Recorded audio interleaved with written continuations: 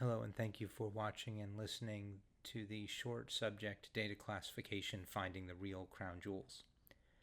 In order to understand what those crown jewels are, it's first important to understand exactly how people can access them.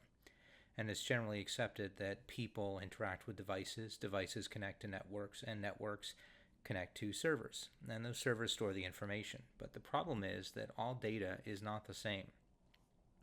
And in large organizations especially, you can have hundreds, thousands, or millions of different servers and databases and tables and pieces of information that different people in the organization would consider valuable. The challenge is finding that one piece of information that is most critical and labeling that above all else your crown jewels.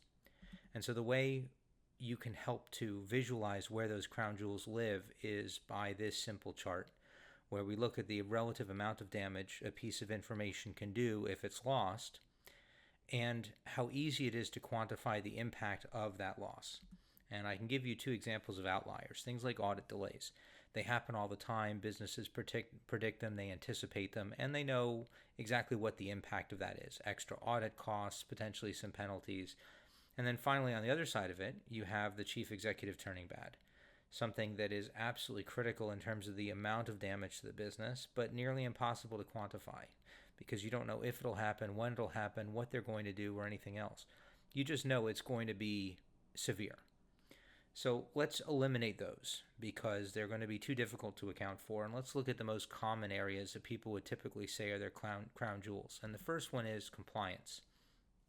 Anything related to compliance is a crown jewel, but I would say it's not. And the reason why it isn't is because the damage is relatively minimal on compliance failures because you know what they are, they're predictable, and it's very easy to quantify the impact of those failures because there's a fine schedule and a fee schedule that's very clearly laid out. You miss a report, you're out of compliance, you have to pay somebody in the government a certain amount of money until it's rectified. So while people might argue that data relating to compliance is crown jewels, I say it isn't. The second one is a little bit more controversial, and that's PII. A lot of organizations will say PII is their crown jewels. And again, I would say it isn't. And the reason why I would say it isn't is because in most of the different breaches we've seen in the modern past, companies have stayed in business even though they've had significant loss. They've had lots of PII damage, lots of PII breach, credit card data, personal consumer information. It's all out there. And every business that's had those types of breaches is still around and still operating. And a lot of the clients whose information has been taken still go back to those same businesses. So I would also argue that that too is not your true crown jewels. But let's take a look at what is. And that is the wrecking balls. What pieces of information live in your environment that if it gets out are business altering? Not business affecting or business impacting, but truly business altering.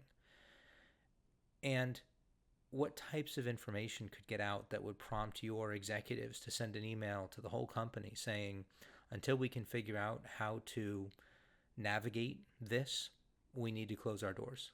We just need to take a hiatus until we figure out what we can do next week. Those are the wrecking balls, and those are the crown jewels.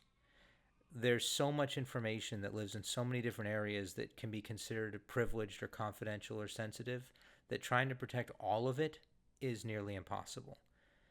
Creating a very tight focus around what these true wrecking balls are is the best way to manage your data security.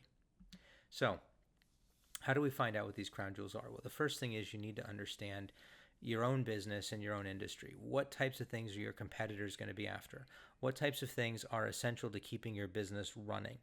What types of things are almost subliminal to the operation of your business, meaning they just provide the substrate for everything else your company does? And it may not be data that your people directly work with all the time, but it's still 100% essential to the operation of that business.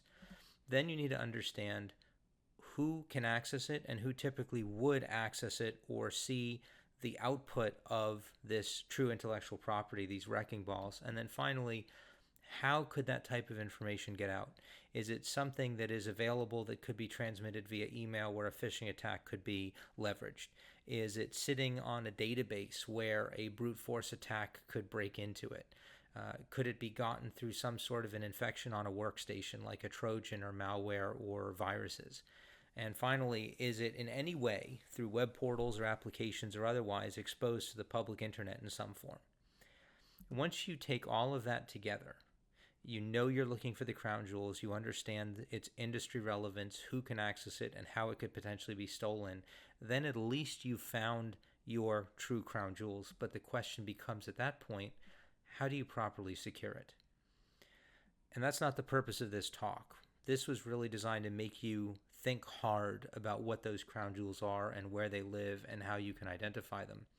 And I'll just close with a simple quote from an economist to understand that the key to good decision making in terms of determining those crown jewels, that's my spin, is evaluating all the information you have and combining it with your own estimates of pluses and minuses. There's no absolute value or absolute definition to crown jewels. It is always subjective. And so a lot of organizations will have very different measures for crown jewels by business unit, but I challenge you to really work hard to isolate them and find those wrecking balls and work to protect them first. Thank you.